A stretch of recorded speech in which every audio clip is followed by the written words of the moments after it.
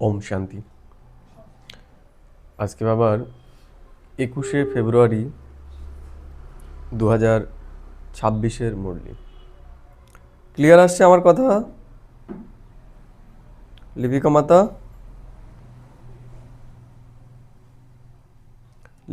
আমার কথা ক্লিয়ার আসছে?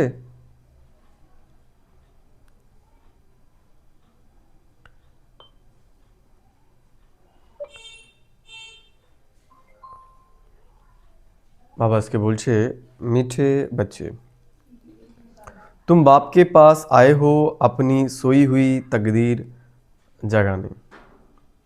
কি বলছে বাবা? আমরা বাবার কাছে এসেছি এখন আমাদের যে ভাগ্য এখন শুয়ে পড়েছে সেই ভাগ্যকে জাগানোর জন্য। तकदीर जगना माना विश्व का मालिक बनना। কি বললো বাবা? ভাগ্য জাগানো, তার অর্থ কি? ভাগ্য জাগানো মানে হচ্ছে বিশ্বের মালিক হওয়া। তাহলে আমরা এখন কি হচ্ছি? আমরা এখন বিশ্বের মালিক হচ্ছি, সেই প্রস্তুতি আমরা এখন নিচ্ছি, তাই তো নাকি? তাহলে বিশ্বের মালিক হওয়ার পড়া আমরা এখন পড়ছি বাবার কাছে। প্রশ্ন করছে বাবা আজকে, कौन सी खुराक तुम बच्चों को बाप समान बुद्धिमान बना देती है? কোন খুরাক? খুরাক মানে খাবার। কোন খাবারটা আমাদের বাবার সমান এখন বানিয়ে দিচ্ছে? उत्तर बाबा बोलছে इहो पढ़ाई है तुम बच्चों के बुद्धि की खुराक। এই যে জ্ঞানটা আমরা শুনছি এটা কি? এটা হচ্ছে আমাদের বুদ্ধির খাবার। আমরা যত এই জ্ঞানটা শুনবো তত কি হবে? আমাদের বুদ্ধি খুলবে, আমাদের বুদ্ধি দিব্য হবে। বুঝতে পারলে? এই জ্ঞান ছাড়া আমাদের বুদ্ধি খুলবে না, কারণ আমাদের বুদ্ধি ভ্রষ্ট হয়ে গেছে। আমাদের বুদ্ধি ভ্রষ্ট হয়ে গেছে। আমরা প্রত্যেকেই মায়ার একটা চক্রব্যূহের মধ্যে ফেসে গেছি। আমরা মায়ার একটা চক্রব্যূহের মধ্যে ফেসে গেছি। আমরা ভাবছি আমরা যেটা করছি সেটা সব ঠিক করছি। 5 বিকার আমাদের বিবেককে নষ্ট করে ফেলেছে। কেউ কামের বশীভূত হয়ে রয়েছে, কেউ ক্রোধের, কেউ লোভের, কেউ মোহের, কেউ অহংকারের। এই যে আমরা যারা ক্লাসে আসতে পারছি না, কেন পারছি না? কোনো না কোনো মায়া আমাদেরকে বশীভূত করেই রেখেছে। না হলে আমরা 1 ঘন্টা সময় বের করতে পারবো না, এটা অসম্ভব। কেউ লোভের বশীভূত হয়ে পয়সার পেছনে ছুটছে, তার বিবেকে বাবা যেগুলো বলছে সেগুলো ঢুকছেই না। কেউ ক্রোধের বশীভূত, কেউ অহংকারের বশীভূত, নাম মান শানের পেছনে ছুটছে। কেউ মোহের বশীভূত, টাকা পয়সা, ছেলে মেয়ে, আত্মীয় স্বজন, এগুলোর বাইরে সে চিন্তাই করতে পারছে না। এই যে বাবা আমাদের যে জ্ঞানটা দিচ্ছে এটা কতটা ইম্পর্টেন্ট এটা তারা বুঝতেই পারছে না। হ্যাঁ, বুঝবে কখন? যখন এই ঘোর কাটবে। যখন এই ঘোর কাটবে তখন এমন পশ্চাতাপ হবে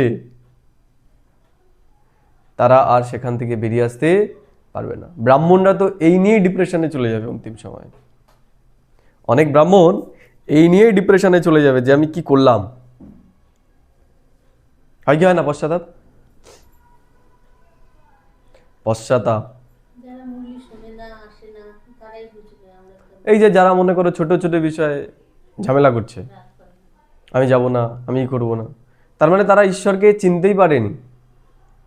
ঈশ্বরকে যদি চেনে তাহলে এগুলো কোনো বড় ব্যাপারই নয়, এগুলো কোনো বড় ব্যাপারই নয়। তারা ঈশ্বরকে চেনেনি। তাদের বুদ্ধিতে কি রয়েছে? যারা এগুলো করছে, যাব না, এই বলেছে আমাকে, ওই বলেছে, তার মানে কি? তাদের অহংকার তাদের বুদ্ধিকে, বিবেককে নষ্ট করে ফেলেছে।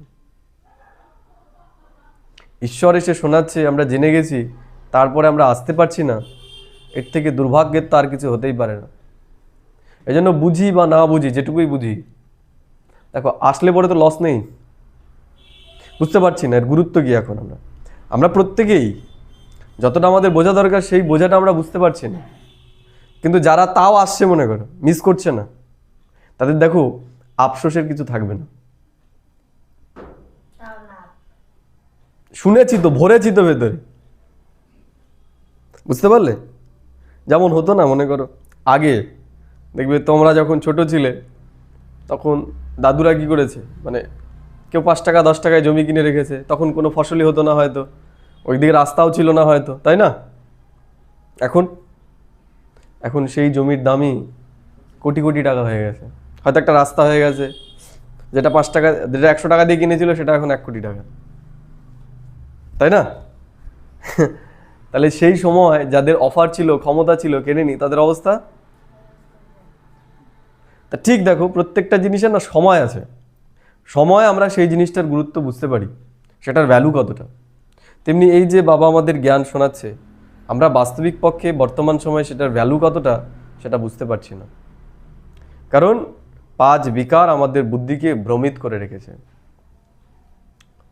তাই যারা মনে করো শুনছে, জ্ঞানটাকে শুনছে বা জ্ঞানটাকে কাউকে শোনাচ্ছে, এইটুকু করে যাচ্ছে, তাদের পশ্চাতাপের কিছু থাকবে না। কিন্তু যারা শুনছেই না, তাদের বিভৎস পশ্চাতাপ হবে।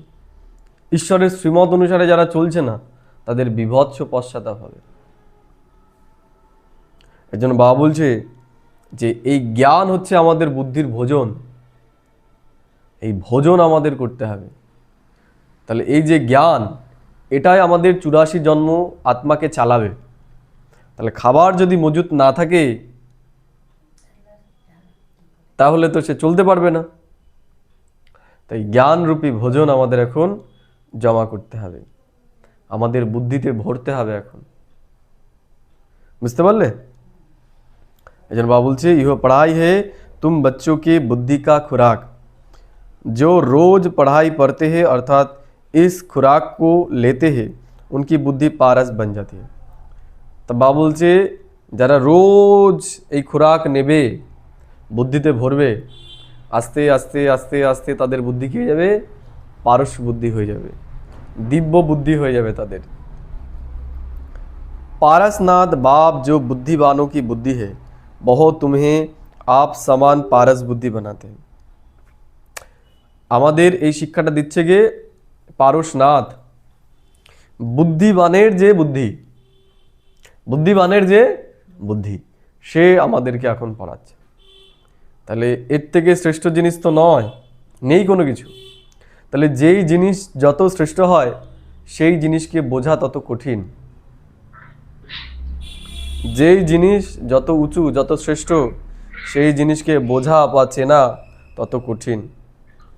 তাহলে দেখো এই দুনিয়ার কোটি কোটি মানুষের মধ্যে আমরা কজন ঈশ্বরকে চিনতে পেরেছি, কিন্তু তার মধ্যেও খুব কম সংখ্যক যারা সম্পূর্ণ ঈশ্বরের শ্রীমত মেনে চলছে। তাহলে কত ভাগ্যবান আমরা, তাই না? গীত তাকদীর জাগাকার আই হো, বা বলছে আমাদের ভাগ্যটাই আমরা উঁচু করে এখন এসেছি। যখন থেকে আমাদের ব্রাহ্মণ জন্ম হয়েছে তখন থেকে আমাদের ভাগ্য উঁচু হয়ে গেছে। বুঝতে পারলে?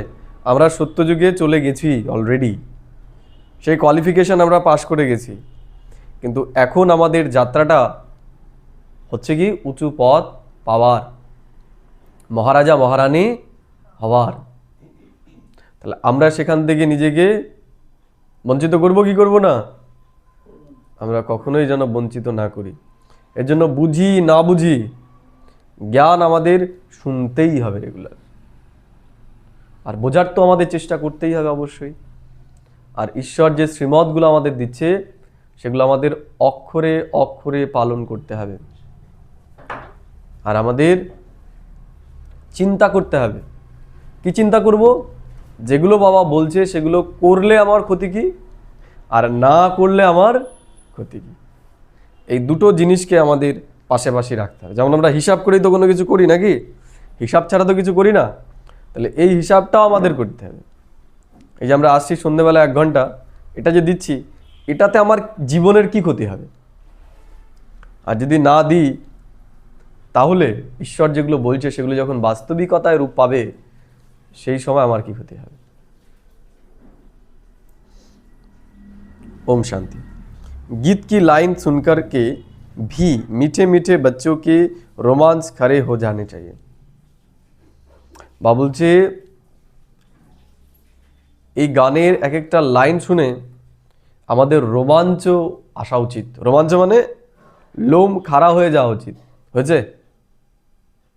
হয়নি? বা বলছে তাকদীর জাগাকার আই হু, এই শব্দটা যদি আমরা রিয়ালাইজ করি আমাদের লোম খাড়া হয়ে যাবে। যে আমরা শুধু আমাদের ভাগ্যকে এখন উঁচু করছি না, এই সারা বিশ্বের ভাগ্যকে আমরা উঁচু করছি। এটা ছোটোখাটো কোনো জিনিস নয়, এত বড় জিনিস আমাদের বুদ্ধি এর লোডই নিতে পারছে না। বুঝতে পারলে? যেমন হয় না যে খুব বেশি খুশির খবর হয়ে গেলে দেখবে আমাদের বিশ্বাসই হয় না যে এটা হয়েছে। আমি যখন প্রথম আমার স্কুটিটা কিনি, বুঝতে পারলে, আমার বিশ্বাসই হচ্ছে না আমি কিনেছি। বুঝতে পারলে? কারণ কি, ওইটা আমার ভাবনার মধ্যে তখন ছিল না। তা তেমনি ঈশ্বর এমন জিনিস আমাদেরকে দিয়ে দিয়েছে যে এটার আমরা লোডই নিতে পারছি না, আমাদের প্রসেসর এটা লোডই নিতে পারছে না যে কি আমরা পেয়ে গেছি। দুনিয়ার মানুষের তো দূরের কথা, আমাদের প্রসেসরই যে ঈশ্বরকে চিনেছে তারাই এই লোড নিতে পারছে না।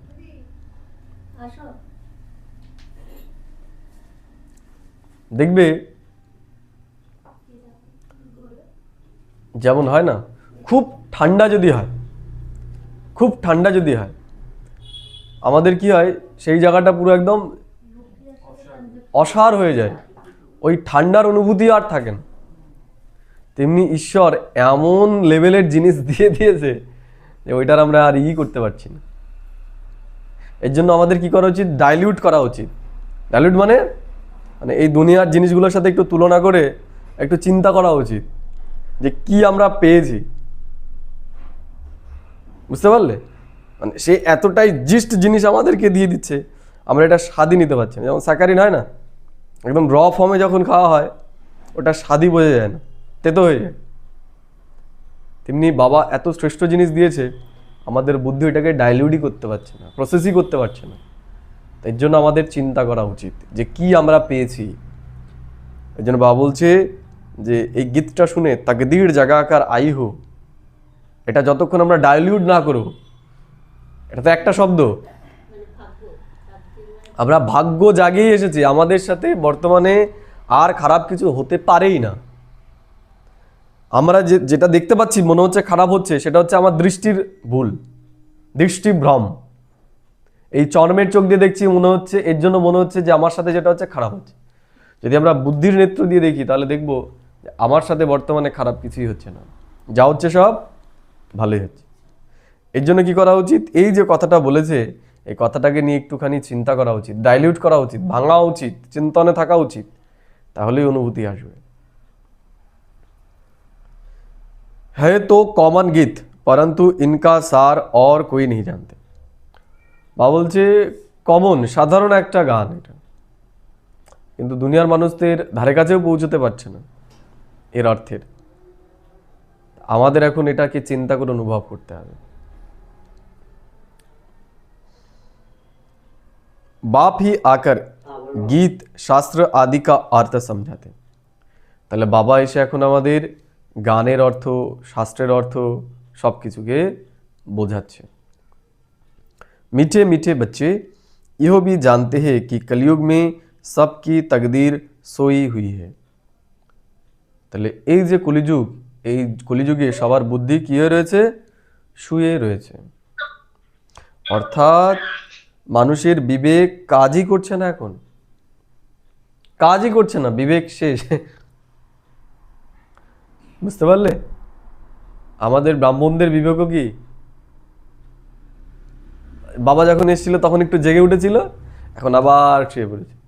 দেখবে প্রথম প্রথম যখন জ্ঞানে আসে কি মা উৎসাহ ছিল, আর এখন সব আবার সেই কাজে ব্যস্ত হয়ে গেছে, যেখানে ছিল আবার সেখানে ফিরে গেছে। হ্যাঁ,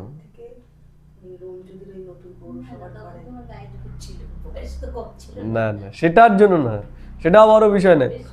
আমরা দেখেছি মানে সেন্টারে যখন গেছিলাম এবার মিরিকে যখন গেছি, একটা বুড়ো একজন বয়স্ক, বুঝতে পারলে, দাদা, নারায়ণ দাদা নাম, ও দাদার বয়স হবে 80-85, রেগুলার পাহাড়ি পথ মনে করো 1 কিলোমিটার প্রায়, সেটা ওই ঠান্ডার মধ্যে মনে করো হেঁটে চলে আসতো মেডিটেশন করতে, নুমাসাম যোগ করতে। আর যারা ইয়াং তারা আসছে না। বয়সটা কোনো ম্যাটারই নয়, ম্যাটারটা হচ্ছে তার ভেতরের ইচ্ছাটা, বুঝতে পারলে? তা আমাদের ব্রাহ্মণদের বিবেক বাবা যখন এসেছিল তখন কি, তখন জেগে গেছিল, আবার এখন শুয়ে পড়েছে, এর জন্য নেশাও শেষ,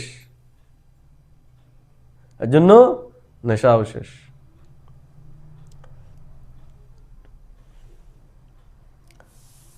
बाबा बोलছে सोई हुई तकदीर को जगाने वाला और श्रीमत देने वाला अथवा तकदीर बनाने वाला एक ही बाप है।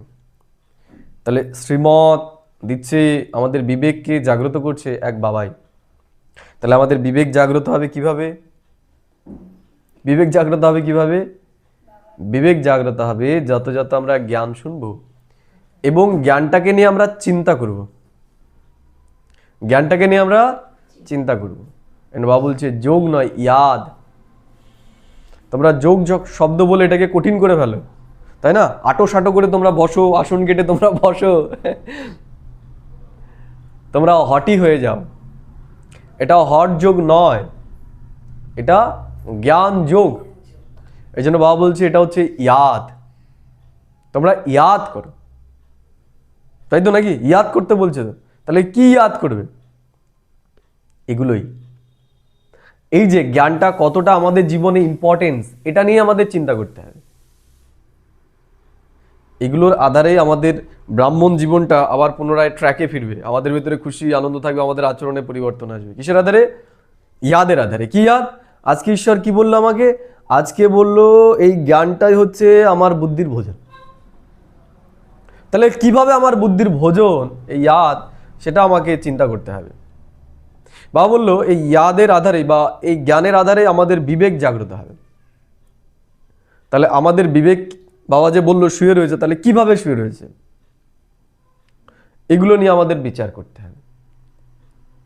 ঈশ্বর এসেছে, কিন্তু দেখো আমাদের লোম খাড়াই হচ্ছে না এটা শুনে যে ঈশ্বরকে আমরা বাবা রূপে পেয়েছি, হচ্ছে না। তার মানে কি বুদ্ধি কতটা শুয়ে রয়েছে যে এই অনুভবটা কাজ করছে না। কেন? কারণ আমরা জ্ঞানটাকে নিয়ে চিন্তন করছি না। তাই জ্ঞানটাকে নিয়ে আমাদের চিন্তন করতে হবে, তাহলেই আমাদের ভেতরে পুনরায় অনুভূতি ক্রিয়া করবে। যারা পুরনো ব্রাহ্মণ হয়ে গেছে, জেগেছিল আবার ঘুমিয়ে পড়ে, যেমন হয় না আমরা অমৃতবেলা উঠি, ওঠার পরে 5 মিনিট করি, তাই না? 5 মিনিট হয়, তারপরে আস্তে আস্তে আস্তে আস্তে শান্তির প্রকাশ আসতে থাকে, শান্তির প্রকাশ আস্তে আস্তে আস্তে আস্তে একদম মন আস্তে আস্তে শুয়ে পড়ে। তাই ব্রাহ্মণ আত্মাদের অবস্থা এরকম হয়েছে। বাবা এসে উঠে জাগিয়েছে, জেগেছে 5-10 মিনিট জেগেছিল, তার মানে 1-1.5 বছর 2 বছর ঠিকঠাক চলেছে। তারপরে আস্তে আস্তে শান্তি এতটাই ঢুকে গেছে, আস্তে আস্তে আবার যেরকম শুয়েছিল সেরকম শুয়ে পড়েছে। এখন আবার জ্ঞানের জল দিয়ে আমাদের কি করতে হবে? জাগাতে হবে, হুঁশ ফেরাতে হবে যে জাগো, এই করতে তো আসনি, চিন্তা করো যে ঈশ্বর যেটা বলছে সেটা করলে পরে কি হবে, আর যদি না করো তাহলে কি হবে, করলে ক্ষতি কি আর না করলে ক্ষতি কি, এগুলো চিন্তা না করলে পরে হবে না। বুঝতে পারলে? যেমন অনেক জিনিস আমাদের ভালো লাগে, কিন্তু ভবিষ্যতে এটার ফল কি হবে সেটা চিন্তা করে সেটা আমরা করি না। যেমন উদাহরণ দিই, মনে করো তুমি কোনো বাড়ির সামনে দিয়ে যাচ্ছ, দেখছো বেশ সুন্দর সুন্দর গোলাপ হয়ে রয়েছে, বা কোনো সবজি লাগিয়েছে সেগুলো সুন্দর ঝুলে রয়েছে, তোমার লোভ হলো, তাই না? আজকে গিয়ে এটাকে কেটে এই তরকারি রান্না করবো, সব প্ল্যানিং ট্যানিং হয়ে গেল। তারপরে তারপরে বিবেক কোনো জায়গা থেকে বলবে, এই যদি দেখে ফেলে কি করবে, তাই না? পুরো পাড়ার সামনে বদনাম হয়ে যাবে। তা দেখো, ইচ্ছা থাকা সত্ত্বেও, ইচ্ছা তীব্র হওয়া সত্ত্বেও ভবিষ্যতের কি হতে পারে সেই এফেক্টটা যখনই মনে পড়লো, তখন কিন্তু আমরা আমাদের বিবেককে কি করে নিলাম, লোভটাকে কি করলাম, সম্বরিত করে নিলাম। বোঝা গেল? একই রকমভাবে যারা মনে করো পড়াশুনো করে, তাদের ঘুম পায়, তাদেরও ইচ্ছা হয় ঘুরতে যাবো এই জায়গায়, তাদের ইচ্ছা হয় যে আজকে ভালো লাগছে না, তারপরেও তারা পড়ে কেন? যে এখন যদি ভালো করে না পড়ি চাকরিটা হবে না, আর চাকরিটা না হলে জীবনটা এরকম হবে। তাহলে এই যে চিন্তাগুলো আমরা যে করছি আমাদের এই জীবনে, তাহলে এই ব্রাহ্মণ জীবনে আমরা কি সেইরূপ চিন্তা করছি? সেরূপ চিন্তা করছি? এই যে বাবা যেগুলো বলছে এগুলো সম্পূর্ণরূপে যখন হয়ে যাবে, আর আমি যে বর্তমানে যেইভাবে পুরুষার্থ করছি এই পুরুষার্থের আধারে সে জায়গায় আমি পৌঁছতে পারবো? এই যে গাফিলতিগুলো করছি এর ফল কি হবে? এগুলো নিয়ে আমাদের চিন্তা করতে হবে। এগুলো নিয়ে চিন্তা করলে পরে আমাদের বুদ্ধি পুনরায় জাগবে, মনে হবে না পড়তেই হবে, রেগুলার শুনতেই হবে আমাকে জ্ঞান, না হলে বিবেককে জাগানো সম্ভব নয়। এটাই হচ্ছে ইয়াদ। মোবাইলে শুনলে মোবাইলের মতনই হবে।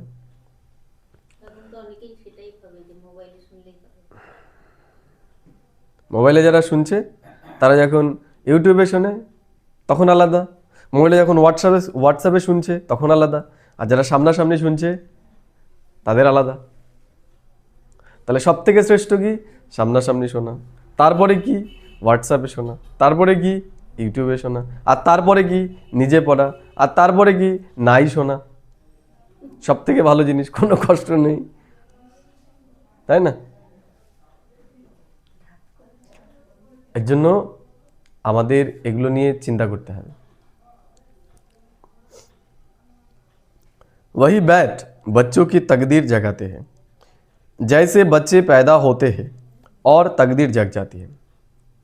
যেমন সন্তান জন্মানোর সাথে সাথেই তার ভাগ্য উঁচু হয়ে যায়। সে যেই পরিবারে জন্ম নেয় সেই পরিবারের সম্পত্তির সে অধিকারী হয়ে যায়। হয় কি হয় না? হয়ে যায় লিগালি। सोई हुई तकदीर को जगाने वाला और श्रीमत देने वाला अथवा तकदीर बनाने वाला एक ही बाप है।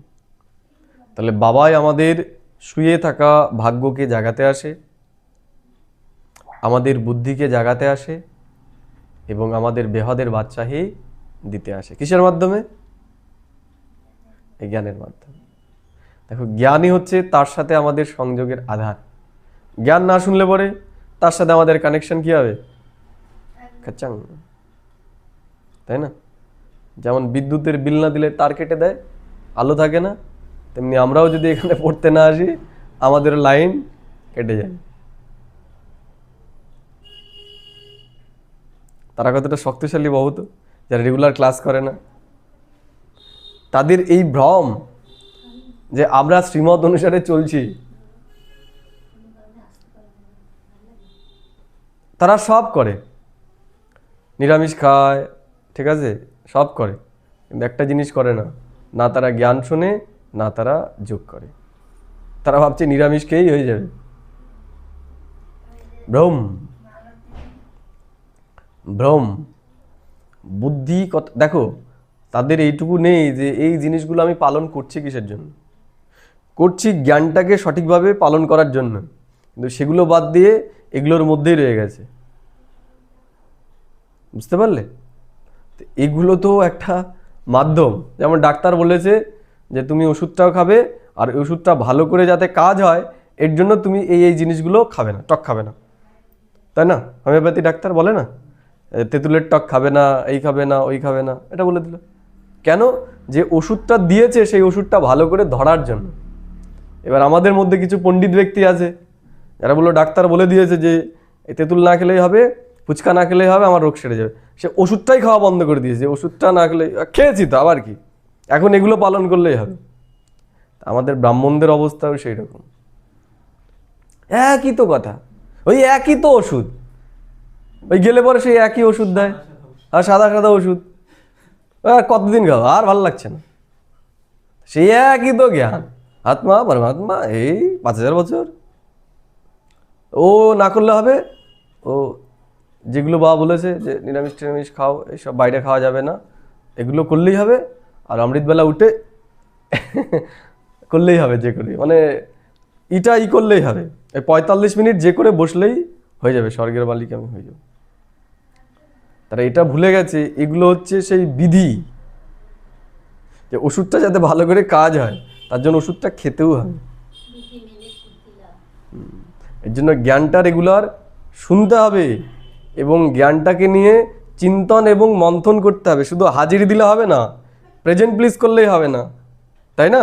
যে সকালবেলা আমি অমৃতবেলায় প্রেজেন্ট প্লিজ করে দিলাম আর সারা দিনে সব কিছুর মধ্যেই বুদ্ধিকে ব্যস্ত রাখলাম, হবে না। ওই সারা দিনে যাতে আমার জ্ঞানের চিন্তনটা চলে, এর জন্য ওইটা অমৃতবেলাটা ওই জন্য সেট আপ করার জন্য, সেটিংয়ের জন্য, আর সারা দিনটা হচ্ছে সেটাকে প্র্যাকটিক্যালি করার জন্য। কারণ সত্যযুগেতে এগুলো কিছুই থাকবে না। সত্যযুগে তার অমৃতবেলা উঠে বসবে না ওইভাবে। হ্যাঁ, অমৃতবেলা উঠবে কিন্তু যোগ তো লাগাবে না। তা বোঝা গেল? তো ওগুলো ওখানে দরকার হবে না। ওগুলো এখানে দরকার হচ্ছে কেন? ওইটাও দরকার হতো না। কারণ কি, এইটা হচ্ছে কি মানে ঘষা মাজার একটা পালা বলতে পারো। যে আমরা অমৃতবেলা কি করছি, নিজেকে সেট করছি যে আজকে আমি এই করব, সে সমানের স্থিতিতে আমি স্থিত করছি। কিন্তু সকালে হলাম আর সারাদিনে কাজে যাওয়ার সময় ড্রেস খুলে ফেললাম, তাহলে হবে না। ওই সমান অমৃতবেলা যে ড্রেসটা আমি পরেছি সেই ড্রেসটাকে পরে আমাকে সারাদিন কাজ করতে হবে। বুঝতে পারলে? তাই অমৃতবেলা জ্ঞান যেগুলো আমরা শুনছি সেগুলো এই সারা দিনটাকে আমাদের ঠিক করার জন্য, দৈবী সুলভ আচরণ আমাদের ভেতরে নিয়ে আসার জন্য। তাহলে এর জন্য আমাদের কি মেন জিনিসটা কি, সেগুলো নিয়ে আমাদের চিন্তা করতে হবে যে এগুলো আমরা করছি কেন। এই কেনটার উত্তর আমাদের খুঁজতে হবে। বুঝতে পারলে? এগুলো করছি আমাদের বিবেককে জাগ্রত করার জন্য, ঠিক বেঠিকের বিচার থাকার জন্য। এগুলো করার পরেও যদি আমরা সাধারণ মানুষের মতো, দুনিয়ার মানুষের মতো করি, আমাদের ভেতরেও লোভ থাকে, আমাদের ভেতরেও অহংকার থাকে, আমাদের ভেতরেও ক্রোধ থাকে, তাহলে কত? তাহলে এগুলো করার পরেও সব হয়ে গেল জিরো। এগুলো করলাম এগুলোকে ত্যাগ করার জন্য। এর জন্য কেন করছি, এই কেনটাকে আমাদের ক্লিয়ারিটি নিয়ে আসতে হবে। আর সেটা হবে জ্ঞানের চিন্তনের দ্বারা। বাবা কি বলছে, মুরলিতে আমাদের কি শোনাচ্ছে, আমরা যেন কাঁটা থেকে ফুল হই। তাহলে অমৃতবেলা যোগ করছি কিসের জন্য? এই কাঁটা যেন আমরা কাউকে না দিই, কাউকে যেন এমন কথা আমরা না বলি যেটা তাকে আঘাত করে। মুখ থেকে কোনো কথা উচ্চারণ করবো না, তাও ভালো। এই জন্য আমরা যখনই কোনো কথা উচ্চারণ করবো আমাদের ভেবে চিনতে তারপরে করা উচিত। বলবো না, তাও ভালো। বুঝতে পারলে? তাহলে এই অমৃতবেলা যে করলাম কেন, এটাই আমাদের সেট করতে হবে।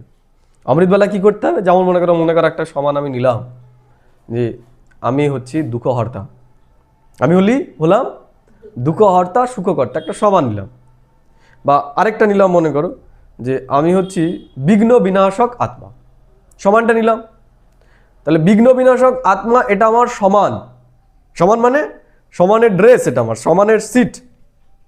তাহলে সারাদিন যখন আমি কাজে আসছি তাহলে সমস্যা আসবে। সমস্যা কেমন? সমস্যা মনে করো কেউ আমাকে একটা কিছু বললো, তাহলে আমি কি সমান নিয়েছি? আমি হচ্ছি বিঘ্ন বিনাশক আত্মা। তাহলে এটা বিঘ্ন, আমাকে কেউ উল্টো পাল্টা বললো, তাহলে আমার ভেতরে কষ্ট হচ্ছে। তাহলে এখন আমাকে কি মনে করতে হবে? আমি তো বিঘ্ন বিনাশক আত্মা। তাহলে তাকে যদি দুটো জবাব দিয়ে দিই তাহলে কি হলাম?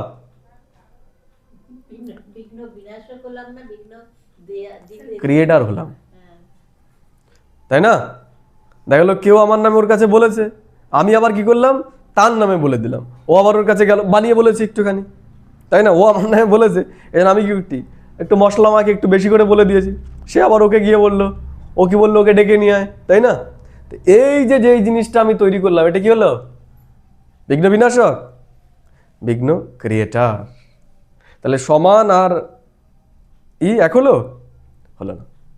তাহলে যখন আমি বিঘ্ন বিনাশক আত্মার সমান নিয়েছি, তার মানে আজকে সারাদিনে আমার যদি বিঘ্ন আসে সিচুয়েশন, সেখানে আমাকে বুদ্ধি দিয়ে বিচার করতে হবে। এখানে আমাকে কি করতে হবে? বা বলছি ফুল স্টপ লাগাও, আমার ভেতরেও যেন এটা নিয়ে দুঃখ না হয়। তাহলে তার জন্য বাবা কি দিয়েছে? মুরলিরূপী জ্ঞান আমাদেরকে দিয়েছে। এই জায়গায় আমাদের বুদ্ধিতে জ্ঞান দিয়ে এইটাকে আমাদের সমাপ্ত করতে হবে। কি জ্ঞান? বাবা আমাদের ড্রামার জ্ঞান দিয়েছে, বাবা আমাদের কর্মের জ্ঞান দিয়েছে। তাহলে বিনা কারণে কেউ যখন আমার বিষয়ে অপবাদ দিল, তাহলে জায়গায় কি বিচার করতে হবে? স্বাভাবিক আমার তো দুঃখ হবেই। তাহলে আমি কে? আমি বিঘ্ন বিনাশক আত্মা। তাহলে বিঘ্ন বিনাশ করার জন্য বাবা আমাদের জ্ঞান রূপী অস্ত্র দিয়েছে। কি জ্ঞান দিয়েছে? ড্রামার জ্ঞান, আত্মার জ্ঞান। যে বাবা কি বলছে, এখন তোমাদের সাথে খারাপ কিছু হতেই পারে না, এখন তোমাদের চুক্ত করার সময়। তাহলে এই যে আমাকে বলল, তার মানে কি বিনা কারণে তো কেউ কাউকে কিছু করে না, তার মানে কোনো না কোনো সময় আমি ওকে বলেছি এটা, সেটা এখন রিটার্ন আসছে, সেটা এখন রিটার্ন আসছে। তা চুক্ত হয়ে গেল, ফিনিশ হয়ে যাবে, আমি এটাকে আর বাড়াবো না।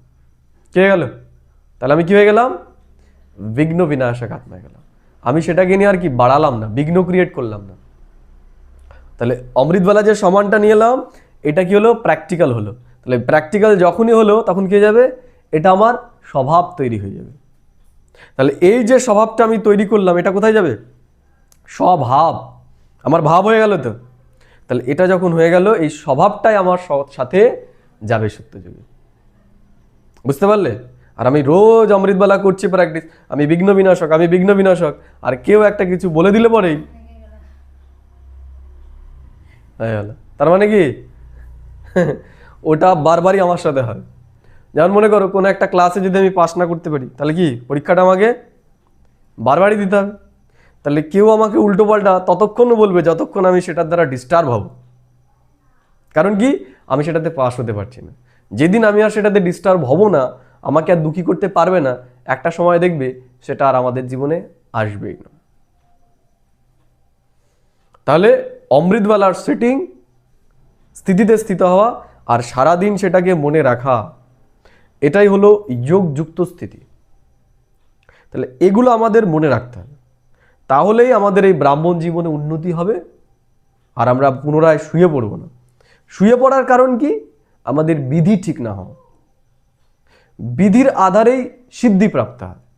বিধি যদি ঠিক না থাকে, তাহলে সিদ্ধি প্রাপ্ত করা সম্ভবই হবে না। বুঝতে পারলে? এর জন্য জ্ঞানের চিন্তন আমাদের অনেক করা উচিত। যে বাবা যে জ্ঞানগুলো দিচ্ছে, এগুলো কেন দিচ্ছে? এতদিন অন্যকে প্রশ্ন করেছি, কেন কেন কেন কেন কেন বললি, কেন বললি, বলি না? আমার নামেই কেন, আমি ওর কি করেছি? এই যে প্রশ্ন, কোন দিকে? বাহির দিকে, বাইরের দিকে যে প্রশ্ন। তাহলে বাইরের দিকের প্রশ্ন সব এখন আমাদের আউট করতে হবে। প্রশ্নটা কোথায় ছুটতে হবে? ভেতরে, নিজেকে নিজে এখন প্রশ্ন করতে হবে। কেন? কেনটা নিজেকে করতে হবে। এই জন্য বাবা বলছে অন্তর্মুখী হও। অন্তর্মুখী, তারপরে সদা সুখী। বহির্মুখী কি হবে? সদাই দুঃখী। ও আমার নামে কেন বললো, আমি ওর কি করেছি? এই যে প্রশ্নটা কোথায়? বাইরে। এই কেনর উত্তর কোনোদিন পাওয়া যাবে না, তার মর্জি।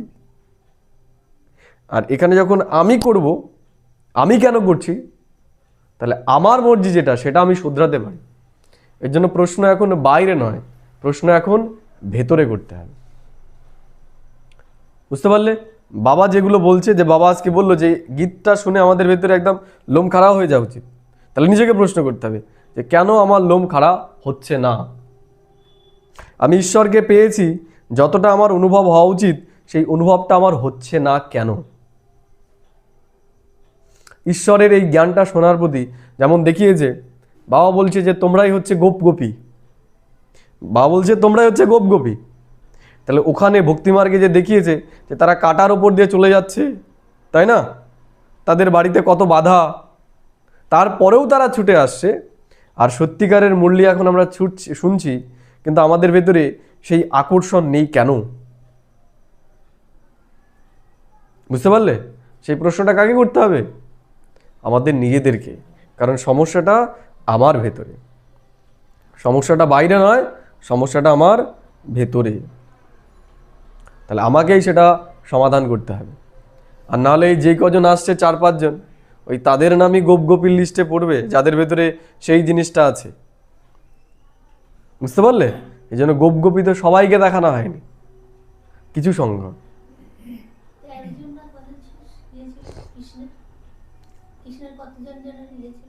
16,108।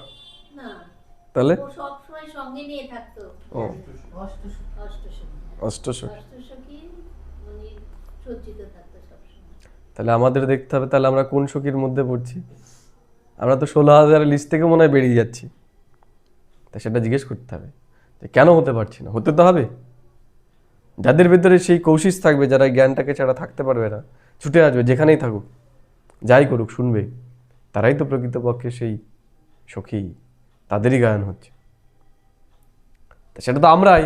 তাহলে আমাদের ভেতরে কেন সেই নেশাটা নেই? আমাদের নাম তো নাহলে উঠবে না। তাহলে ওঠাতে গেলে আমাকে কি কি করতে হবে, সেই প্রশ্নটা নিজেকে নিজে জিজ্ঞেস করতে হবে এখন। बाबुल जी, सोई हुई तकदीर को जगाने वाला और श्रीमत देने वाला अथवा तकदीर बनाने वाला एक ही बाप है। তাহলে এই প্রশ্ন করলে পরেই আমাদের বুদ্ধি কি হবে? জাগবে। वही बैठ बच्चों की तकदीर जगाते हैं, जैसे बच्चे पैदा होते हैं और तकदीर जग जाती है। बच्चा जन्मा और उनको यह पता पड़ जाता है कि हम वारिस हैं। তাহলে বাচ্চা জন্মানোর সাথে সাথেই সে কে গেল? মালিক হয়ে গেল। হুবহু ইহো ফির বেহাদ কি বাত হে। বা বলছি এটা হচ্ছে বেহদের সম্পত্তির মালিক আমরা হচ্ছি, ছোটখাটো নয়। পাবন বানতে হে তো তকদির জাগতি হে। তাহলে আমাদের ভাগ্য জাগবে কিভাবে? কিভাবে জাগবে? আমরা যত পবিত্র হব আমাদের ভাগ্য তত জাগবে। কারণ যত যত আমাদের ভেতরে পিউরিটি আসবে তত আমাদের বিবেক খুলবে, আর বিবেক খুললে পরেই আমাদের ভাগ্য জাগবে। पावन गृहस्थ आश्रम कहा जाता है। आश्रम अक्षर पवित्र होता है। पवित्र गृहस्थ आश्रम, তাহলে आश्रम माने पवित्र। आश्रम नहीं कहेंगे, गृहस्थ धर्म तो सबका है ही, जानवरों में भी है। তাহলে জানোয়াররাও কি গৃহস্থী, তাই না?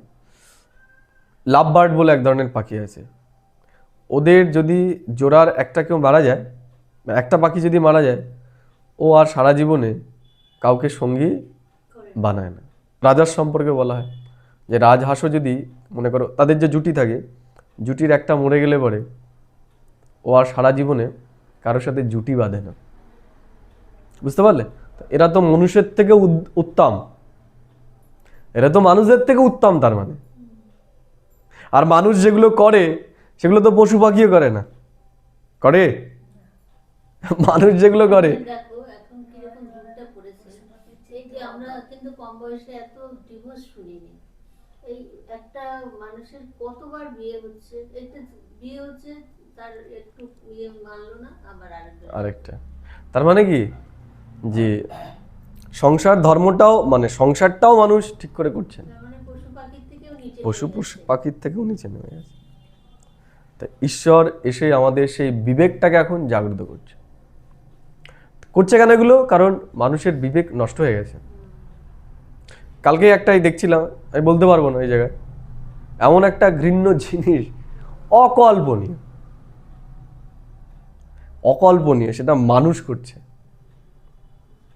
কোন দিকে করছে না, মানে 5 বিকারটাকেই যদি দেখো তাহলে মানুষ এমন পর্যায়ে সেটাকে নিয়ে গেছে যেটা কোনো জীব করে না,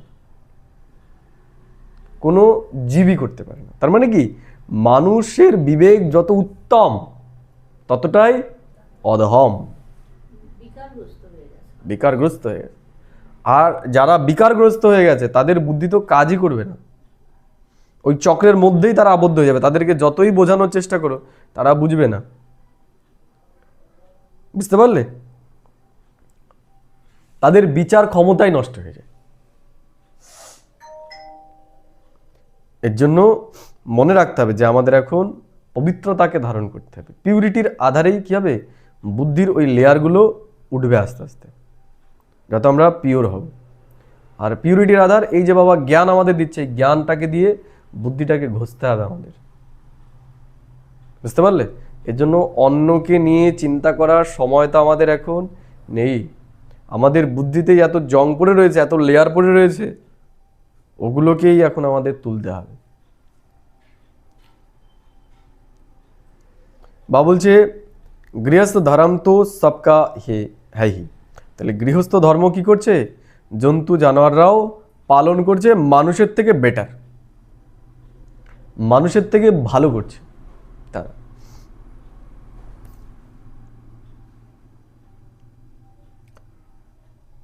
आप बच्चे जानते हैं हम स्वर्ग में पवित्र गृहस्थ आश्रम में थे। তাহলে আমরা সত্যযুগে কি ছিলাম, গৃহস্থ আশ্রমে ছিলাম।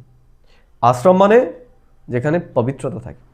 তাহলে গৃহস্থিতে আমরা ছিলাম, কিন্তু সেখানে আমাদের ভিতরে কি ছিল, পবিত্রতা ছিল, পিউরিটি ছিল সেখানে।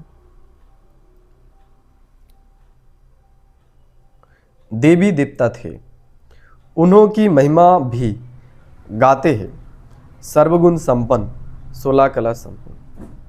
তারা কি সর্বগুণ সম্পন্ন ছিল, 16 কলা সম্পন্ন ছিল। আর এখন মানুষের ভেতরে শূন্য কলা, শূন্য কলা হয়ে গেছে মানুষ এখন। तुम खुद भी गाते थे, आप समझते हो हम मनुष्य से देवता फिर से बन रहे।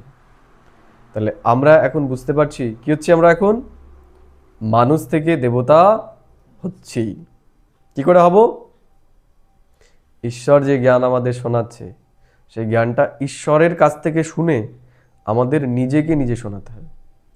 তাহলে এই যে নিজেকে নিজে শোনানো, এটাই হলো কি, এটা এটাই হলো যোগ। ঈশ্বরের কাছ থেকে শুনছি, এটা হচ্ছে জ্ঞান। আর যখন সেটা নিজেকে নিজে আমি বারংবার শোনাচ্ছি, সেটা হচ্ছে যোগ। আমরা যখন তাহলে মুড়ি পড়ি তখন নিজে নিজে, তখন কি আমরা যোগে থাকি? তখন তো করো তো, তখন বুদ্ধি কোথায় থাকে, পড়ছো লাইনগুলো পড়ছো, কিন্তু চলে যাচ্ছে যে প্ল্যানিংয়ে, এরপরে জামা কাপড় কাচতে হবে, তাই না, এই সময় জামা কাপড় কাচবো, সবজিগুলো করতে পড়ছো, পড়তে পড়তে সবজিও ধুয়ে ফেলছো, জামা কাপড়ও কেচে ফেলছো, আবার কোথায় কি যেতে হবে সেগুলোও করে ফেলছো। করো না, করো না?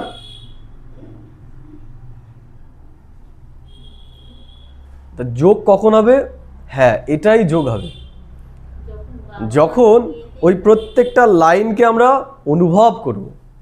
তাহলে এখন পড়ছি তো আমি মুরলি, কিন্তু যোগ হচ্ছে কার সাথে?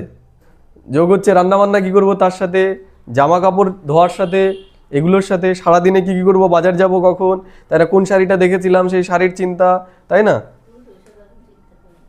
আরে বাবা তুমি করো না, আরো প্লেয়ার আছে নিশ্চয়ই, একটা প্লেয়ারের জন্য নাকি তুমি একটা জিনিস করছো আর বাকিরা আরেকটা করছে। তা এই যে তাহলে যোগ হচ্ছে কিসের সাথে? ওগুলোর সাথে। তাহলে যখন মনে করো আমরা একটা লাইন পড়ছি এবং সেটার অনুভূতিতে আমরা যাচ্ছি, যে আমরা গৃহস্থ আশ্রমে ছিলাম, আমি মনে করো এই শব্দটা শোনার সাথে ভিজুয়ালাইজ করছি, তাহলে গৃহস্থ আশ্রম সত্যযুগের কেমন হবে আমাদের, আমরা একে অন্যের সাথে কিভাবে চলব, এই যে এটা যখন ভিজুয়ালাইজ করছি, তাহলে যোগ কার সাথে হলো? ওই পয়েন্টের সাথে। তার মানে আমি যোগযুক্ত হয়ে গেলাম। এটাই এখন আমাদের করতে হবে। বুঝতে পারলে যে আমাদের যোগটা কার সাথে সেটা দেখতে হবে সারাদিন। অর্থাৎ আমাদের বুদ্ধিটাকে এখন এই জগৎ থেকে সরিয়ে নিয়ে ঈশ্বর যে জগৎ আমাদেরকে দিয়েছে সেই জগতে আমাদের লাগাতে হবে, সেই কল্পনায় আমাদের লাগাতে হবে। আমরা বাস্তবিক পক্ষে প্রত্যেকেই কল্পনার জগতেই বাস করি। কল্পনার জগতে বাস করি না? কল্পনার জগতেই তো বাস করি। মেয়ে এই করলো না, এই করেছে, সেটা নিয়েই কল্পনা তৈরি করছি। কেউ একটা কিছু বলেছে, সেটা নিয়েই করছি, নিজেতেই তৈরি করছি, নিজেরই একটা দুনিয়া তৈরি করেছি। তাহলে বাস্তবিক পক্ষে আমরা প্রত্যেকেই কল্পনার জগতেই বাস করি, সেটা আমাদের তৈরি কল্পনার জগৎ। বুঝতে পারলে? আর সেই কল্পনাটাই কি হয়? বাস্তবে রূপান্তরিত হয়, যেটা আমরা করছি। তো এখন এসে ঈশ্বর কি দিয়েছে? আমাদের একটা কল্পনা দিয়েছে যে তুমি এটা কল্পনা করো, এবং এই কল্পনাতে যখন আমাদের সম্পূর্ণরূপে বিশ্বাস চলে আসবে, তখন এই কল্পনার জগতই বাস্তবিক দুনিয়ায় রূপ নিতে চলেছে সামনে। ক্লিয়ার? শুধু আমাদের রুটটাকে চেঞ্জ করতে হবে, যেটা আমি আমার বুদ্ধিতে করতাম এখন সেটা ঈশ্বরের বুদ্ধিতে করতে হবে, এইটাকে পাল্টাতে হবে। এটাই হলো যোগ। ঈশ্বরের কল্পনাতে থাকা, ঈশ্বর যে ভিজুয়ালাইজেশন দিয়েছে যে জ্ঞানগুলো বলেছে তার মধ্যে থাকা, এটাই হচ্ছে যোগ। আর এই ক্ষেত্রে আমরা 0 মার্কস। এর জন্য আমাদের স্থিতি এইরকম। আমরা ওই ভক্তি মার্গের মতো বিধি বানিয়ে নিয়েছি যে এই করব তাহলেই হয়ে যাবে। বুঝতে পারলে? ওই অমৃতবেলা 45 মিনিট বসবো, ওতেই হয়ে যাবে। ওটা তো নিজেকে সিট করার জন্য, সেটাকে সারাদিন আমাদের কর্মের মধ্যে চালাতে হবে। এর দ্বারাই আমাদের জীবন ভোগী থেকে যোগী হবে। বুঝতে পারলে? সংসারী থেকে আশ্রম জীবনে আমরা যাব। গায়ন भी है मनुष्य से देवता। গায়ন কি? মানুষ থেকে দেবতা। তাহলে এখন আমাদের মানুষ থেকে দেবতা হতে হবে। কোথায়? এই জগতেই। এই জগতেই আমাদের আচার আচরণ মানুষ থেকে দেবতার মতো বানাতে হবে। ब्रह्मा विष्णु शंकर को भी देवता कहते हैं। ब्रह्मा विष्णु शंकर के की बोला है? देवता बोला है। ब्रह्मा देवताय नमः, फिर कहते हैं शिव परमात्माय नमः। की बोले? ब्रह्मा देवताय नमः और शिव परमात्माय नमः। अर्थात ब्रह्मा होच्छे देवता और शिव होच्छे परमात्मा। अभी उनका अर्थ भी तुम जानते हो। তাহলে এর অর্থ এখন আমরাই বুঝতে পারছি। वो तो अंधश्रद्धा से सिर्फ कह देते हैं। তারা কি? অন্ধ শ্রদ্ধাতে বলছে, মানে শুনে এসেছে এতদিন তাই বলছে, অনুভূতি নেই। বোঝা গেল? আর ঈশ্বর এসে আমাদের যে বুদ্ধি দিয়েছে, দিব্য বুদ্ধি, এর আধারে আমরা এখন অনুভব করছি এই জিনিসগুলোকে। शिव और शंकर को तो एक कह नहीं सकते। তাহলে শিব আর শঙ্করকে এক বলা যাবে না বাবু। तुम जानते हो हम बरोबर पत्थर बुद्धि थे, अब पारस बुद्धि बन रहे। কি বুদ্ধি হয়ে গেছিলাম? পাথর বুদ্ধি হয়ে গেছিলাম, এখন আমরা পারস বুদ্ধি হয়ে গেছি। হয়ে গেছি? হচ্ছে হচ্ছি পারস বুদ্ধি। তাহলে যে তোমার আমার, আমাকে কেন বললো এটা, আমার পেছনে লাগবে কেন, এগুলো যারা করছে তাদের বুদ্ধি কি বুদ্ধি? পাথর বুদ্ধি। তারা এই দুনিয়া নিয়েই এখন পড়ে রয়েছে। আমাকে বলছে তার মানে আমি, বা বলছে তুমি তো মরে গেছে, আমি তো কবেই মরে গেছে, বেঁচে আছে নাকি এখন? বা বলছে তোমাদের মরজীবা, তুমি কি করে বলতে পারছো যে আমাকে বলছে? ও তো সেই মরা শরীরটাকে বলছে, আমার তো এখন নতুন জীবন, তাই তো নাকি? তাহলে আমাকে বলছে না। তাহলে এগুলো যারা করছে তারা কি নিয়ে রয়েছে? এখনো পাথর নিয়েই ঘষাঘষি করছে। আমাদের বুদ্ধি যখন যেন আর এইসবের মধ্যে নাই থাকে একদম। পারস বুদ্ধি মানে যে জ্ঞানের চিন্তনের মধ্যে থাকে, আর পাথর বুদ্ধি মানে যে এই দুনিয়ার চিন্তার মধ্যে থাকে। তোমার আমার, ও কেন বললো, এ কেন বললো, এগুলোর মধ্যে যে রয়েছে সে হচ্ছে পাথর বুদ্ধি। তাহলে আমরা কোন বুদ্ধি? পারস হয়ে গেছি না হচ্ছি? হচ্ছি।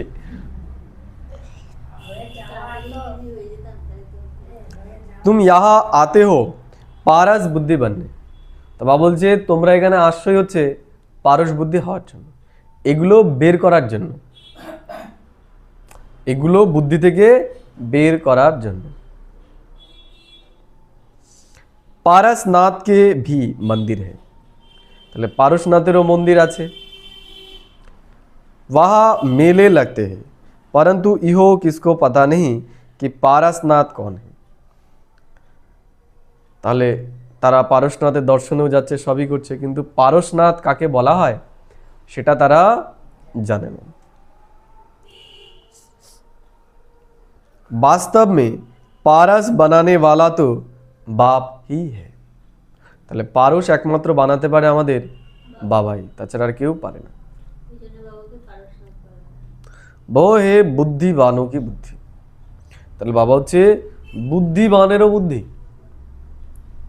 আমরা এই দুনিয়া বর্তমানে যাদের বুদ্ধিতে চলছে তাদের থেকেও তিনি আরো বেশি বুদ্ধিমান।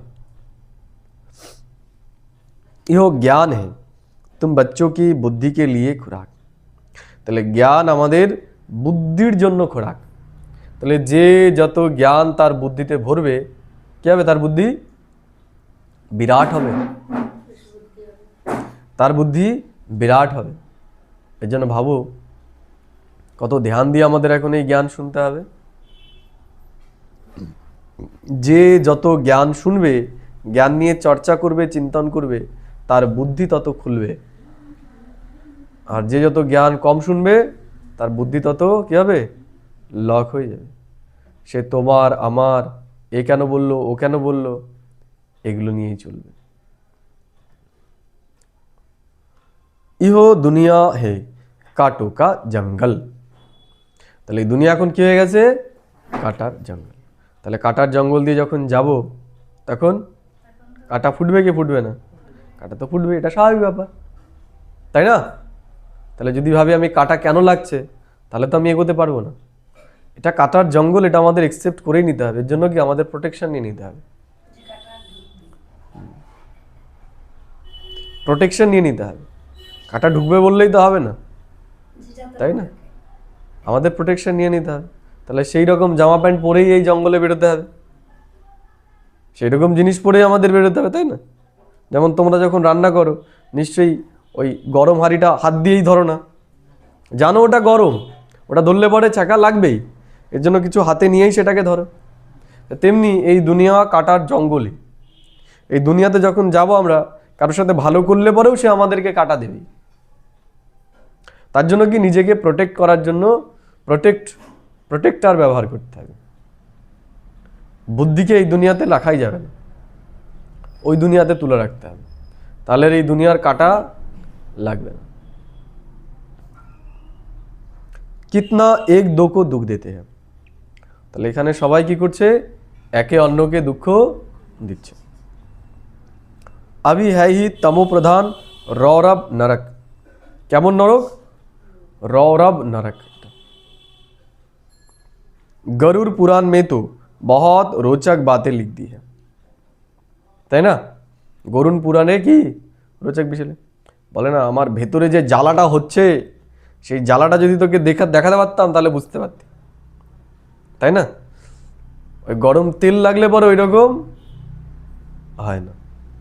তাহলে ওখানে দেখিয়েছে না গরুর পুরাণে যে গরম তেলের মধ্যে তাকে ডুবোচ্ছে। তো ওটা তো রূপক, যেমন আমরা বলি যে আমার ভেতরটা জ্বলে যাচ্ছে, ওটা হচ্ছে রূপক, তাই না? এই যে মনে করো কেউ যদি লঙ্কা বেটে মনে করো আমাদের শরীরে লাগায়, ওটা তো একটা সময় অ্যাকশন নষ্ট হয়ে যাবে, ঠিক তো হয়ে যাবে। কিন্তু এই যে কথারূপী যে লঙ্কা বাটা দিচ্ছে, সেটার জ্বালা, সেটার জ্বালা, সেটা তো জ্বলতেই থাকবে, তাই না? তাহলে বাস্তবিক পক্ষে সেগুলো এখানেই হচ্ছে, নরকের মধ্যেই প্রত্যেকটা মানুষ রয়েছে।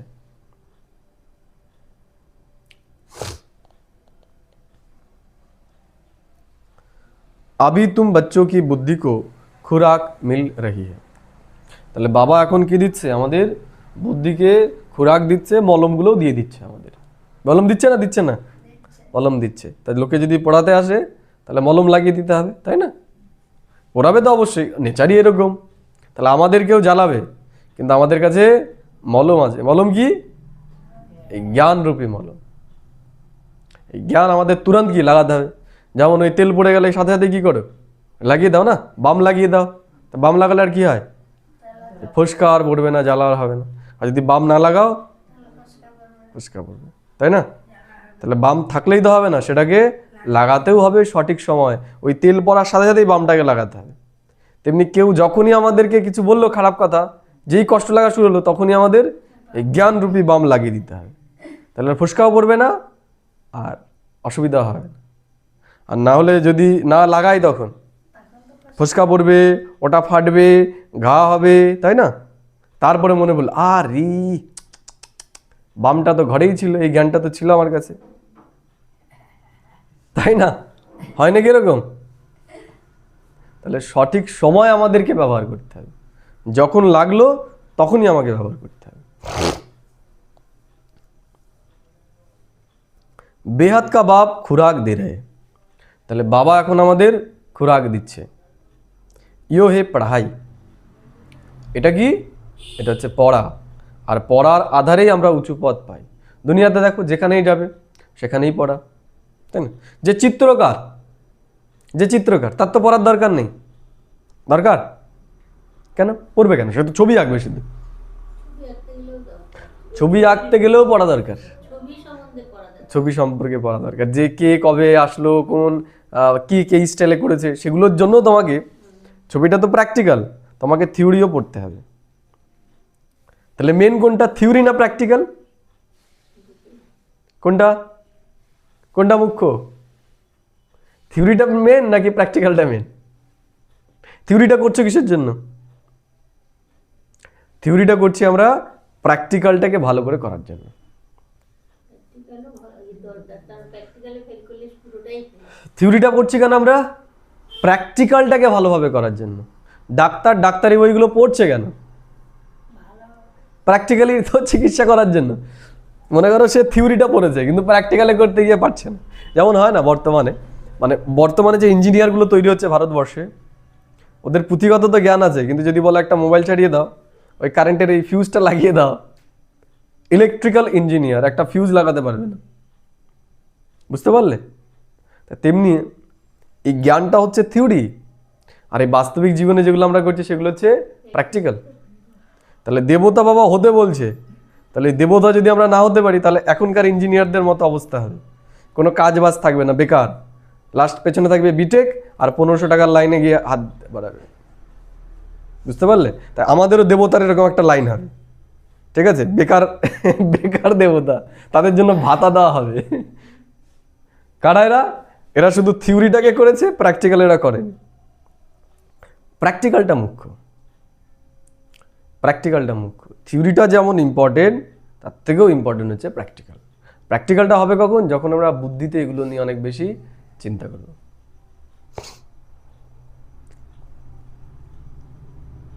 বাবা বলছে ইসকো জ্ঞান অমৃত ভি কহ দেতে। তাহলে এটা কি? এটা হচ্ছে জ্ঞান অমৃত তুল্য। এটা আমাদের জ্ঞান কি করছে? আমাদের আয়ুকে বাড়াচ্ছে। কই জল আদি হ্যাঁ নেই, তাহলে এরকম কোনো জল টল নয় যেটা আমাদের আয়ু বাড়াবে কে? জ্ঞান। কারণ জ্ঞানের থেকে শ্রেষ্ঠ কিছু আর হয় না, তাই না? দেখো জ্ঞান কি জিনিস। এই দুনিয়াতে অনেকেই আছে যারা আমাদের ফেলে দেওয়া জিনিসগুলোকে সম্পদে পরিণত করছে। কেমন?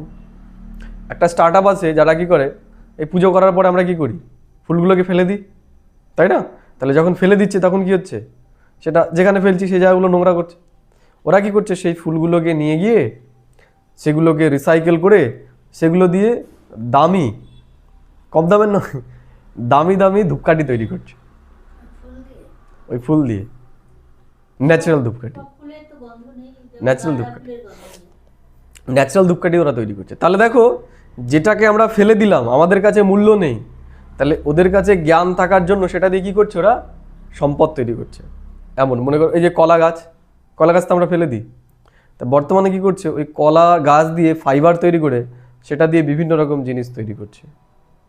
তাহলে দেখো, যেটা আবর্জনা সেটা কখন আবর্জনা? যখন আমাদের জ্ঞান নেই। তাহলে জ্ঞান কি করছে? সেটাকে এই সম্পদে পরিণত করছে। তা ঈশ্বর আমাদের কি দিচ্ছে? জ্ঞান দিচ্ছে। কি জ্ঞান? দিব্য জ্ঞান, দিব্য বুদ্ধি আমাদেরকে প্রদান করছে। আবর্জনা থেকে তোমরা শ্রেষ্ঠ পদ নিতে চাও, তাহলে আমার জ্ঞান শোনো। তাহলে বাবা আমাদের সেই জ্ঞান দিয়েছে, জ্ঞানের থেকে বড় সম্পদ আর কিছু হতে পারেই না। ঈশ্বর বারবার এর জন্য বলছে যে জ্ঞানটাকে ভরো, এর আধারে তোমাদের বুদ্ধি দিব্য হবে। ওই যেই জিনিসই দেখবে সেই জিনিসের মধ্যেই দেখবে এর মধ্যে কিছু আছে। আবর্জনার মধ্যেও তুমি সম্পদ খুঁজে পাবে যদি তোমার বুদ্ধি দিব্য হয়। বুঝতে পারলে?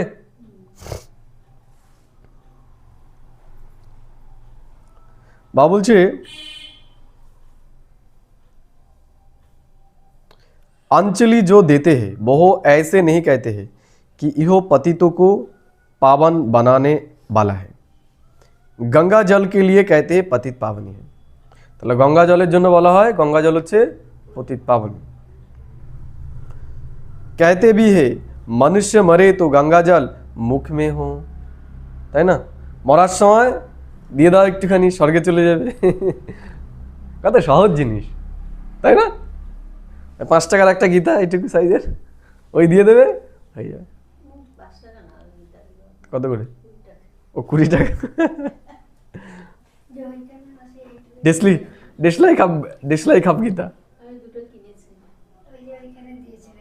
গীতা নাকি ব্যাগে রাখলে হ্যাঁ, ও পূর্ণ হয়ে যাবে। গীতা জ্ঞান থেকে ব্যাগে রাখলেই হয়ে যাবে, উদ্ধার হয়ে যাবে। তা দেখো এই জ্ঞানটা কতটা শ্রেষ্ঠ, তারা এখনো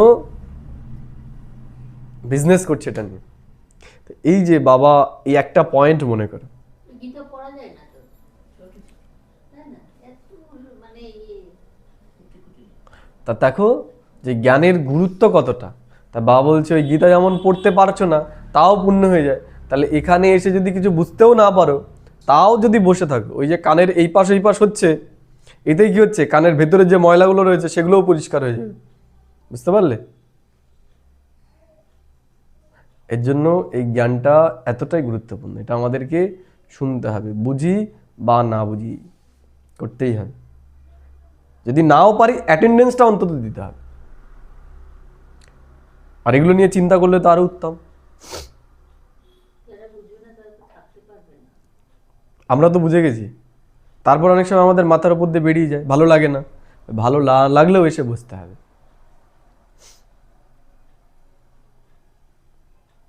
यो अंचली অমৃত হে বা পতিত পাবনী গঙ্গা কা জল অমৃত হে।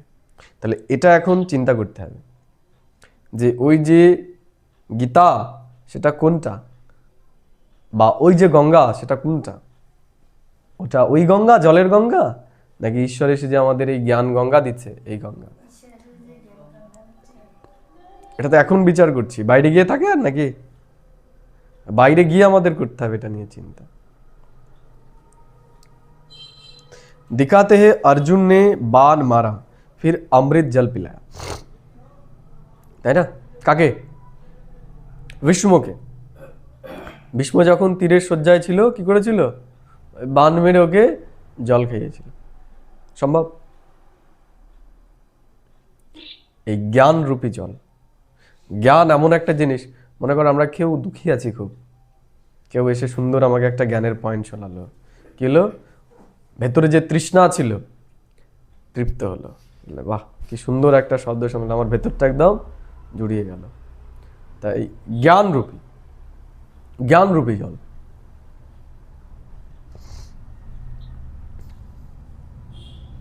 तुम बच्चों ने कोई वान आदि नहीं चलाए हैं, एक गांव है जहां बानों से लड़ते हैं, वहां के राजा को ईश्वर का अवतार कहते हैं।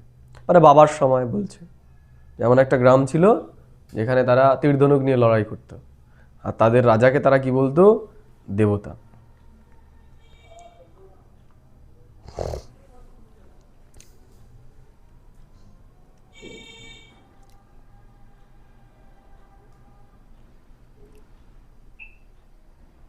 ঠিক আছে। मीठे मीठे सिखी लधे बच्चों प्रति मात पिता बाप दादा का याद प्यार और गुड मॉर्निंग। रूहानी बाप की रूहानी बच्चों को नमस्ते। हम रूहानी बच्चों की रूहानी मात पिता बाप दादा को पदम गुना याद प्यार गुड मॉर्निंग और नमस्ते।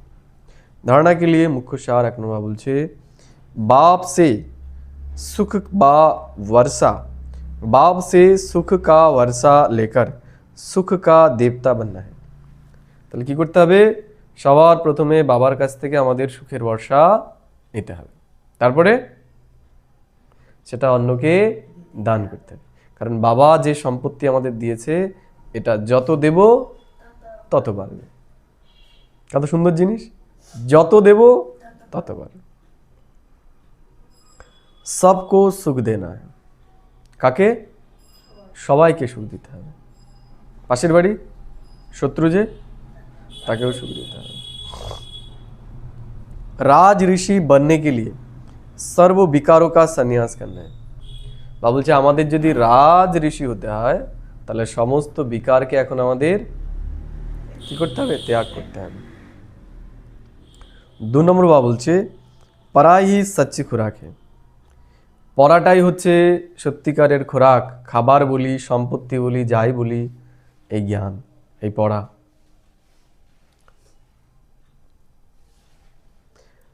सदगति के लिए सुनी सुनाई बातों को छोड़ श्रीमत पर चलना है।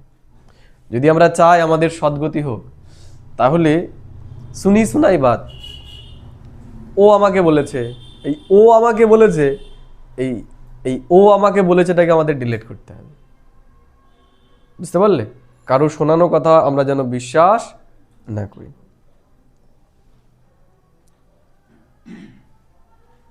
एक बाप से ही सुनना है, मोहजित बनना है। এক বাবার কাছ থেকে আমাদের শুনতে হবে আর আমাদের মোহজিত হতে হবে, মোহর ওপর আমাদের বিজয়ী হতে হবে। ঠিক আছে?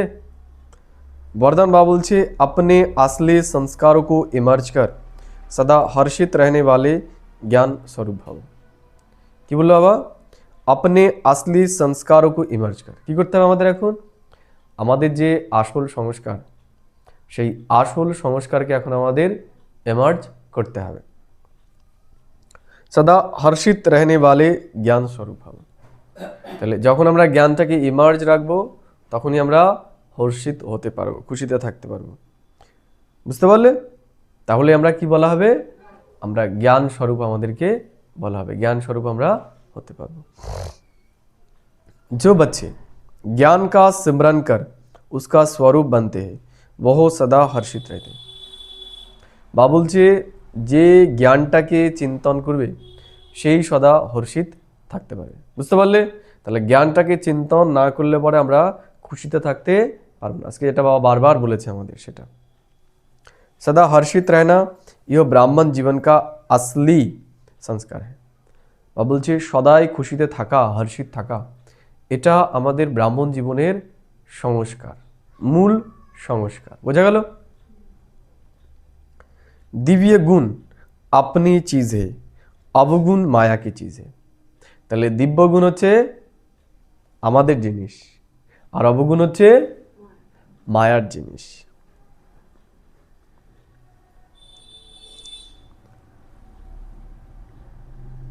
जो संगदोष से आ गए हैं, যেটা এসেছে কোথা থেকে?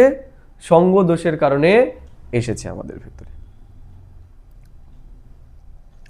आप उसे पीठ दे दो और अपने অলমাইটি অথরিটি की पोजीशन पर रहो। তাহলে এখন কি করতে হবে? এটাকে আমাদের পিঠ করতে হবে, পেছনে ফেলে এগিয়ে যেতে হবে। অলমাইটি অথরিটিকে আমাদের মনে করতে হবে। তো সদা হর্ষিত रहेंगे।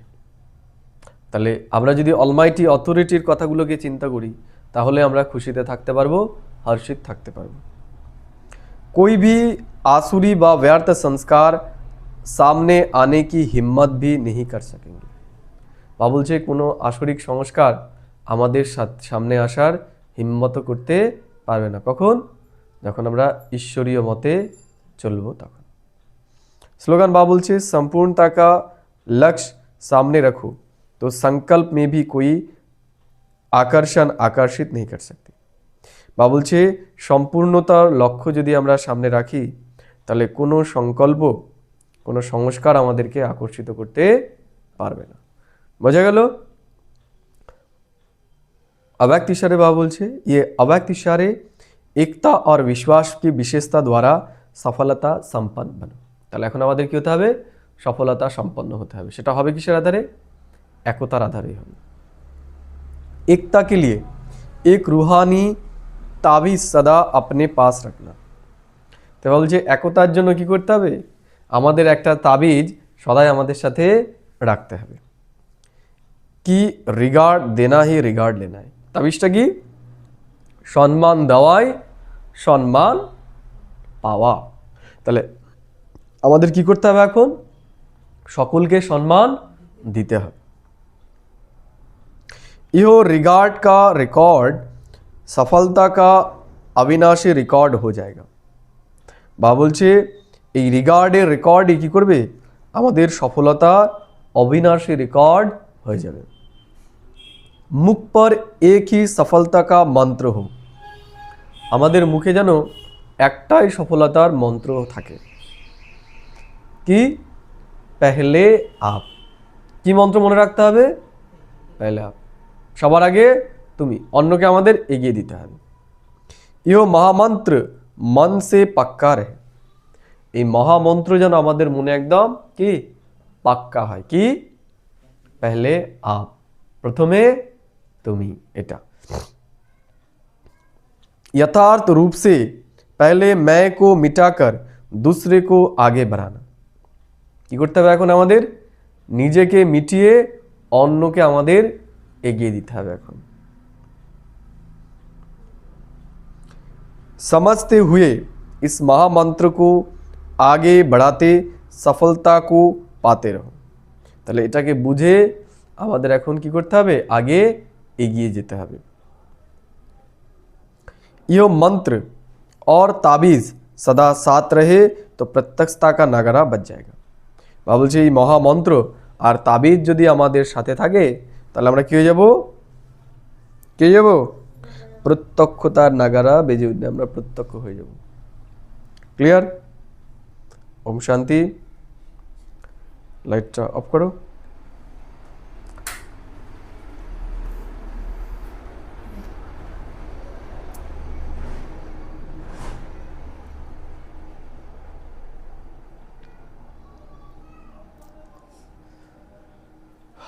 ওম শান্তি। নিজেকে স্থিত করব আমরা আমাদের স্বস্থিতিতে।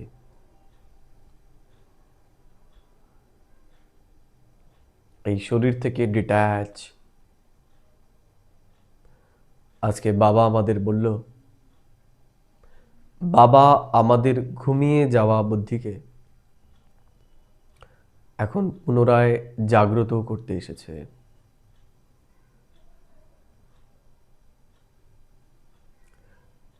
বাবা আজকে বলল,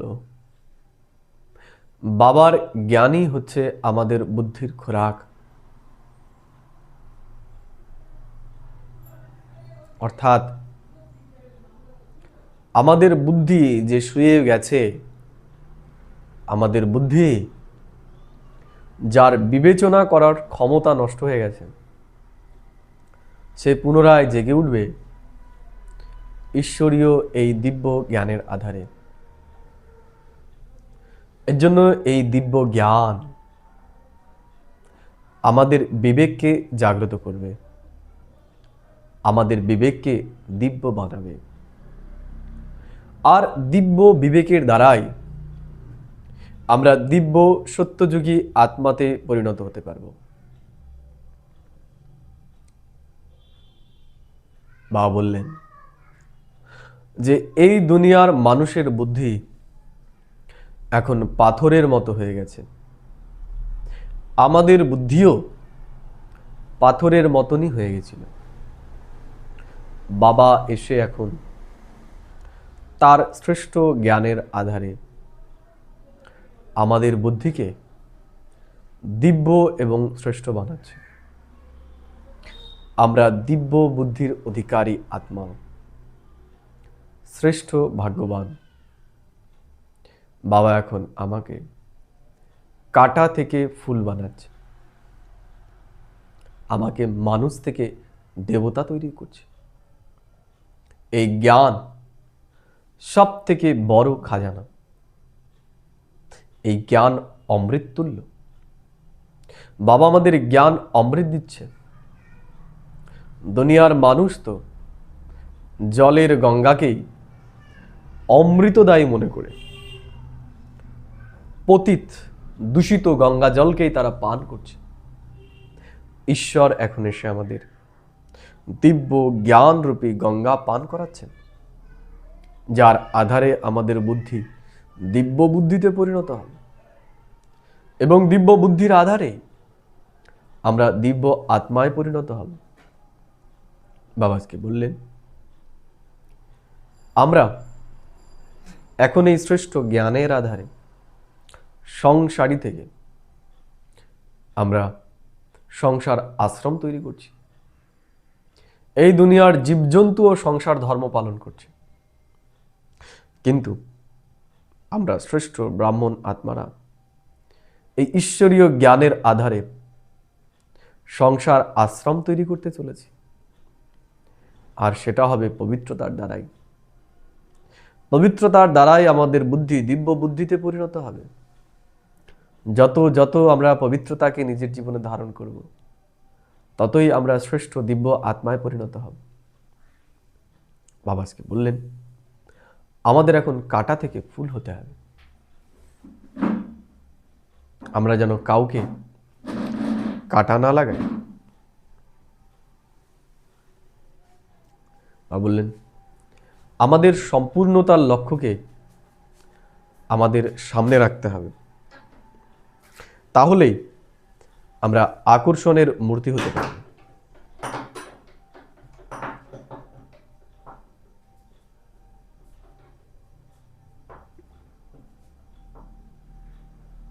বা বলেছেন আমাদের আসল সংস্কারকে এখন এমার্জ করতে হবে। আমরা আমাদের দিব্য সংস্কারকে ইমার্জ করলেই আমরা সদাই হর্ষিত হতে পারব। বা বলছেন হর্ষিততা আমাদের ব্রাহ্মণ জীবনের শৃঙ্গার, আমাদের সব থেকে বড় বিশেষতা। এর জন্য আমাদের সদাই হর্ষিত হতে হবে। বাবা আজকে একতার জন্য আমাদের একটি বিশেষ তাবিজকে ধারণ করতে বলেছে।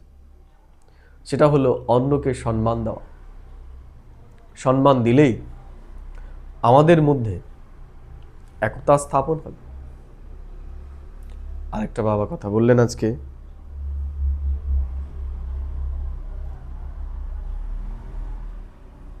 রিগার্ড দেওয়াই রিগার্ড পাওয়া। অর্থাৎ সম্মান দিলে পরেই আমরা অন্যের কাছ থেকে সম্মান পাব। আরেকটা বাবা আমাদের বললেন যে একতার জন্য আমাদের অন্যকে সবসময় এগিয়ে দিতে হবে। এক্ষেত্রে ব্রহ্মা বাবার একটা মূল মন্ত্র পেহলে আপ। এই পেহলে আপ আমাদের করতে হবে, অর্থাৎ নিজের আগে অন্যকে আমাদের অফার করতে হবে। আর আমাদের সারাদিন এই জ্ঞানরূপী অমৃতকে আমাদের বুদ্ধিতে মন্থন করতে হবে। আমরা এর আধারেই দিব্য বুদ্ধির অধিকারী হতে চলেছি। আজকে সারাদিন আমি এটাই মনে রাখব যে এই জ্ঞানরূপী অমৃত হলো আমার বুদ্ধির খোরাক। এর আধারেই আমার বুদ্ধি দিব্য এবং শ্রেষ্ঠ ও পবিত্র হবে। ওম শান্তি, ওম শান্তি, ওম শান্তি।